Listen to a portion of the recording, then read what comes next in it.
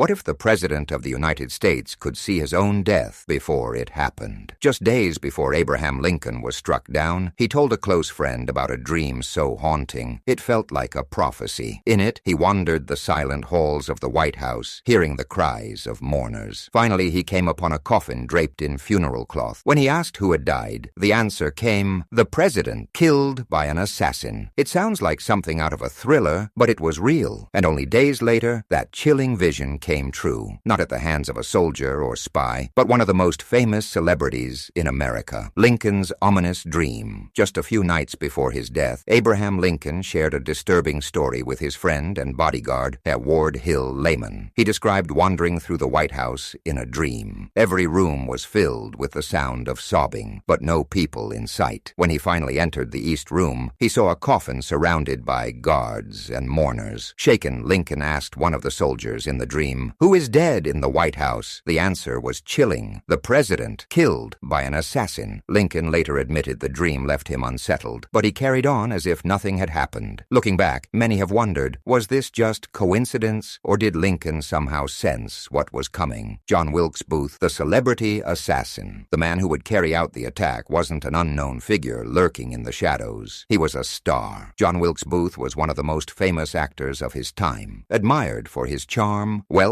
and striking looks. Women adored him, and audiences packed theaters to watch him perform. But behind the applause, Booth nursed a bitter hatred. He was a devoted Southern sympathizer, convinced that Lincoln had destroyed the South and stripped it of its honor. His fame gave him access to the powerful, and he relished moving in elite circles. Ironically, one of Booth's own brothers once saved the life of Lincoln's son, Robert Todd Lincoln. A cruel twist of fate no one could have imagined. To the public, Booth was a celebrity, but in his mind, he was preparing to become something more. The man who would take revenge on Abraham Lincoln. The failed kidnapping plot. Before John Wilkes Booth ever thought about pulling the trigger, his plan was something very different. He wanted to kidnap the President of the United States. Booth gathered a team of co-conspirators: Samuel Arnold, George Atzerodt, David Herold, Michael O'Loughlin, Lewis Powell, also known as Lewis Payne, and John Surratt. They often met in the Washington, D.C. boarding house run by Surratt's mother, Mary. The idea was bold: seize Lincoln, drag him to Richmond, the Confederate capital, and hold him as leverage to free captured Southern soldiers. On March 17, 1865, Booth and his men set the trap. Lincoln was scheduled to attend a play at a hospital outside Washington, and Booth was ready to strike. But fate had other plans. Lincoln canceled at the last minute, and the entire plot collapsed. Just weeks later, with General Robert E. Lee's surrender at Appomattox, the Confederacy was finished. For Booth, this was devastating. Kidnapping no longer mattered. In his mind, only one option remained: murder. Lincoln's last speech. On April 11, 1865, just 2 days after the Civil War had ended, Abraham Lincoln stood before a crowd outside the White House. His words should have been a moment of unity and healing, but instead, they lit a fire in the mind of John Wilkes Booth. Lincoln suggested extending voting rights to certain black Americans, especially those who had served in the Union Army. For the newly freed, it was a sign of progress. For Booth, listening in the crowd, it was the final straw. "This means citizenship. This means equality," Booth fumed. He turned to a friend and hissed, "That is the last speech he will ever give." From that moment, the idea of kidnapping was dead. Booth's plan shifted. The president wouldn't just be captured, he would be silenced forever. April 14th, 1865, the night of the plot. Good Friday, April 14th, 1865. Abraham Lincoln made plans to spend the evening at Ford's Theater with his wife, Mary,